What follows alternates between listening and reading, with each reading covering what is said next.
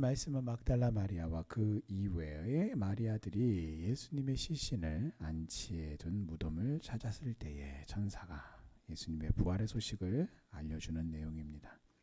예수님이 십자가에서 못 박히신 날은 금요일이죠. 그리고 그 다음 날은 바로 유대인의 이 역에 의해서 그날이 안식일이에요.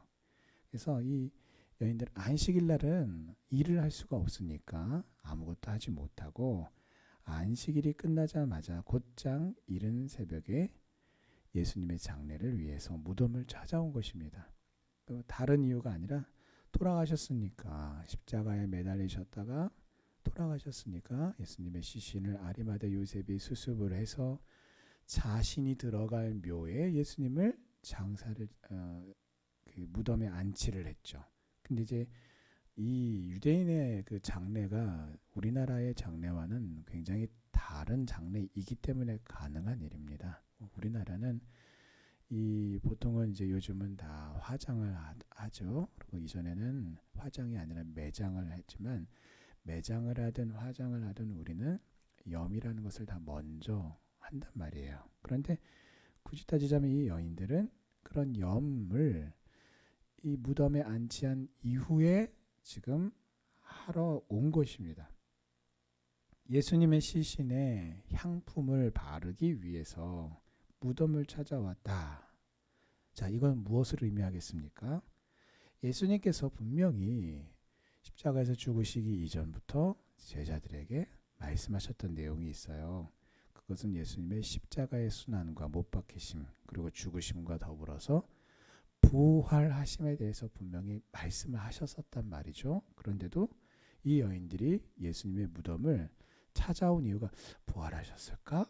부활하셨을 거야? 이렇게 찾아온 게 아니라 돌아가셨으니까 예수님의 몸에 향품을 바르는 염을 하기 위해서 찾아왔다라는 것은 예수님의 말씀을 믿지 않았다라는 것입니다. 자, 예수님께서 부활하신 날은 안식일이면서 토요일인 다음 날인 거죠. 그러니까 오늘날로 따지면 그날이 오늘 일요일로서 주님이 부활하신 날을 기념하는 바로 주일이라고 부르는 일요일입니다.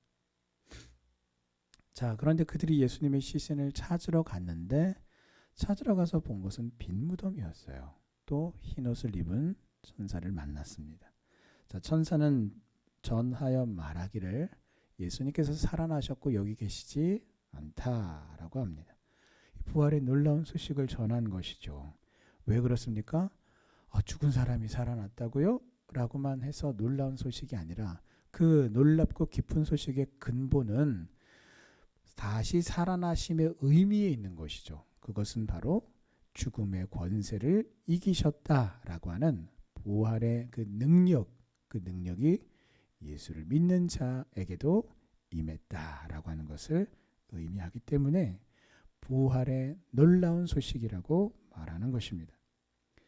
그래서 이 깊은 소식을 천사가 전했고 또 이 깊은 소식, 놀라운 소식을 전하는 것은 바로 부활을 믿는 성도인 우리의 사명이기도 합니다. 그래서 성경에 예언되어 있었던 말씀이며 예수님께서도 예언하셨던 말씀, 그 말씀대로 예수님은 십자가에서 죽으셔서 우리의 죄를 대속하셨을 뿐만 아니라 그 말씀대로 이루어져서 죽음을 이기시고 부활하셨어요. 그래서 이 부활이라고 하는 것은 기독교 신앙에 있어서 마치 꽃과 같습니다.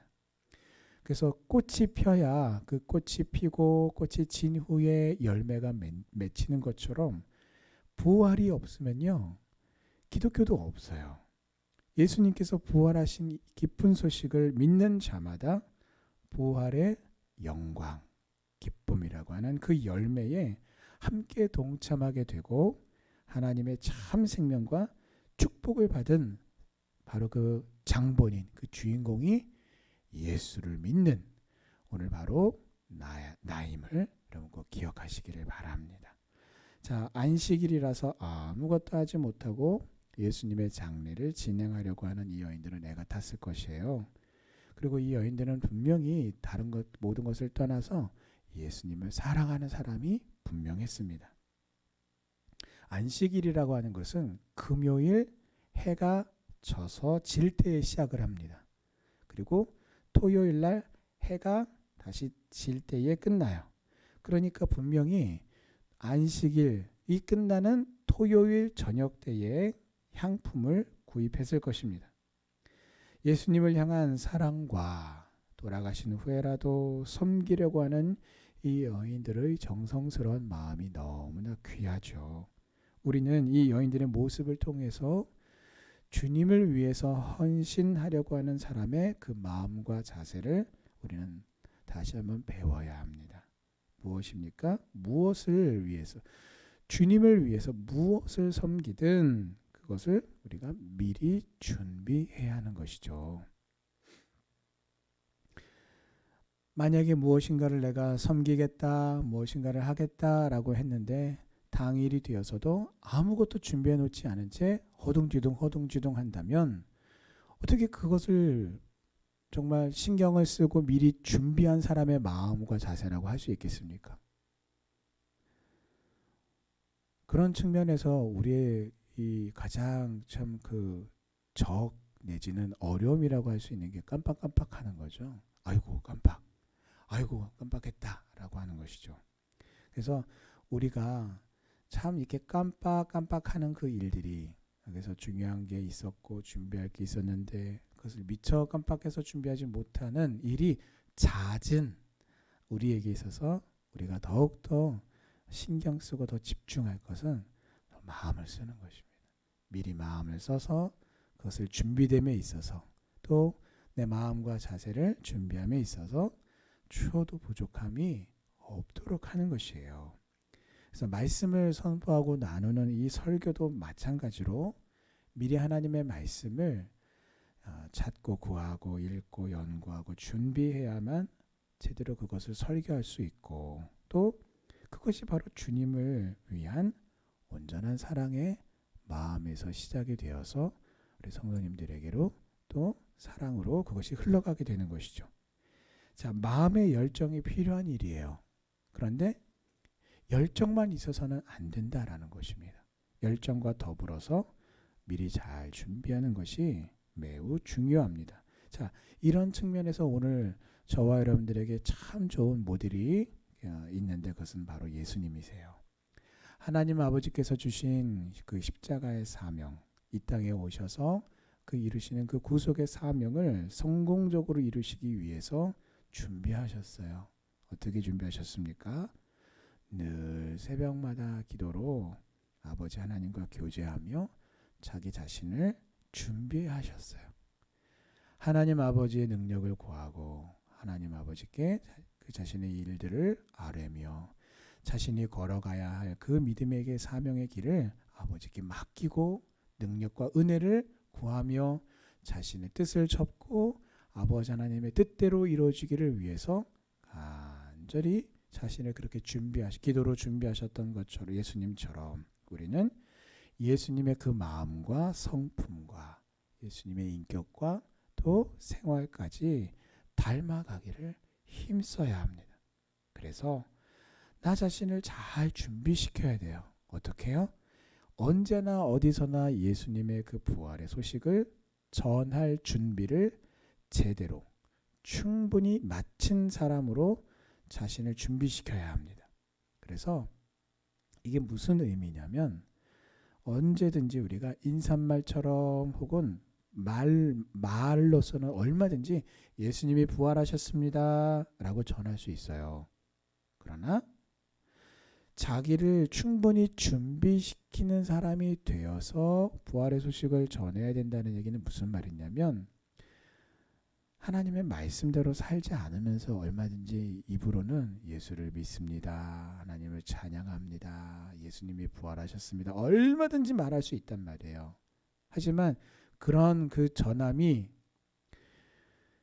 우리가 그 하나님의 능력이 되고 구원의 능력이 되고 은혜가 되도록 하기 위해서는 나 자신이 하나님의 말씀대로 살아가는 그 은혜와 능력 안에 거하며 성령의 그 은혜와 능력 안에 거하면서 그렇게 우리가 부활의 소식을 전할 때에 그것이 단순히 기쁜 소식으로만 끝나는 것이 아니라 구원의 소식으로 구원의 능력으로 성령께서 역사하시는 은혜의 말씀, 능력의 말씀, 생명의 말씀, 구원의 말씀이 될 수 있다라는 것이에요. 그렇게 나 자신을 매일매일 예수님처럼 자기 자신을 하나님 앞에 기도로 맡기고 구하며 은혜와 능력을 구함으로써 나 자신을 잘 준비시켜야 된다라는 바로 그 의미인 것입니다. 이와 같이 예수님처럼 자기 자신을 잘 준비하는 우리 성도님들 되시기를 간절히 기도합니다. 자, 이 여인들은 무덤으로 가면서 염려합니다. 왜 그렇습니까? 커다란 석회암 동굴로 된 그 무덤의 입구를 거대한 둥근 돌이 이제 막고 있단 말이에요.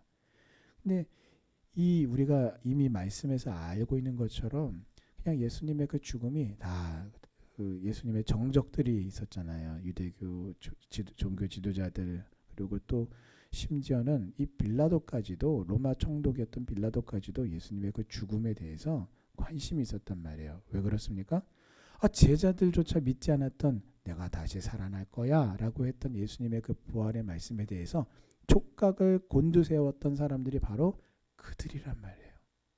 그래서 종교 지도자들이 총독에게 부탁을 하죠. 이게 끝이 아닙니다. 그 예수의 그 시신, 그 무덤, 그 제자들이 그 시체를 훔쳐가가지고 살아났다라고 또 소문을 퍼뜨리면 어떻게 되겠습니까? 밀란이 나지 않겠습니까? 그러니까 총독께서 좀 끝까지 신경을 써주십시오. 그래가지고 그 무덤을 커다란 그 입구를 무덤 그 돌로 막은 후에 거기를 어떻게 합니까? 임봉을 합니다. 그리고 그걸로 끝이 아니라 이 로마 군병까지 세워서 보초를 서게 한단 말이에요. 자, 이 모든 상황 속에서 가로막는 사람도 있죠. 또 가로막은 돌이 있죠. 정말 예수님의 그 향해서 자신의 사랑의 마음으로 섬기고 싶은데 그 한계가 있단 말이에요. 근데 여인들이 어떻게 합니까? 발만 동동 구르면서 어떡하지? 아이고, 돌이 문제가 해결이 돼 우리가 무덤을 향해 갈 텐데 사람의 문제는 어떻게 할 것인가? 이 정치적인 문제는 어떻게 할 것인가? 고민만 하면서 발만 동동거리지 않았어요. 아까도 말씀드렸던 것처럼 예수님이 부활하셨다라는 믿음은 없었어요. 다만 주님을 위해서 헌신하고 섬기되 어떻게 해요? 예수님의 말씀을 믿는 믿음이 있어야 되는 것입니다. 주님을 향한, 하나님 아버지를 향한 믿음이 없이 그저 나 자신의 모든 것을 다 들여서 헌신하고 섬기는 것은 의미가 없습니다. 하나님을 향한 그 믿음이 있어야 하는데 그것은 바로 하나님의 말씀, 성경 말씀을 믿는 믿음이 그 핵심이 되어야 해요. 이 믿음으로 하나님을 온전히 기쁘시게 하는 성도님들 되시기를 주님의 이름으로 축원합니다. 자, 천사가 여인들에게 전하기를 가서 예수의 제자들과 특히 베드로에게 전하기를 예수님이 너희보다 먼저 갈릴리로 가시니 전에 말씀하셨던 대로 거기서 만날 거다. 이게 지금 제자들 입장에서는 처음 듣는 이야기가 아니에요. 재차 듣는 이야기예요. 예수님께서 돌아가시기 전에 분명히 제자들에게 이것에 대해서 말씀하시고 내가 다시 살아난 후에 갈릴리에서 너희를 만날 거야 라고 하셨단 말이에요. 그래서 과연 그 말씀대로 제자들은 갈릴리로 갔을 때에 예수님과 재회의 기쁨을 가졌습니다. 자, 부활하신 그 주님은 갈릴리로 가시기 전에 실패와 절망 가운데 그리고 죽음과 두려움과 공포 가운데 먼저 꽁꽁 숨어 있던 제자들을 먼저 찾아가셨어요. 그리고 위로하시고 용기를 주셨습니다. 그리고 그들이 해야 할 일을 가르쳐 주셨습니다. 그리고 이 주님의 신방의 결과로 바로 십자가의 복음이 전 세계에 전해지게 된 것입니다. 예수님은 이와 같이 오늘도 우리에게 찾아오십니다. 특히 실패하고 절망하고 시리에 빠져있는 나를 찾아오셔서 위로하시고 격려하시며 성도의 사명을 회복하게 하십니다. 나의 신음소리와 같은 기도를 듣고 계십니다. 이 주님 앞으로 오늘도 우리가 하나님이 계신 것과 하나님을 찾는 자에게 하나님이 반드시 상 주시는 이심을 믿는 믿음으로 또 하나님의 말씀이 이루어지는 것을 믿는 믿음으로 함께 기도의 자리로 나아가서 하나님의 도우심과 은혜와 능력을 간구하시기 바랍니다. 그래서 오늘도 나를 사명의 자리로 보내시는 그 주님의 보내심에 우리가 온전히 제대로 준비된 자가 되어서 이 부활의 기쁜 소식을 전하는 증거하는 성도님들 다 되시기를 주님의 이름으로 축원합니다. 아멘.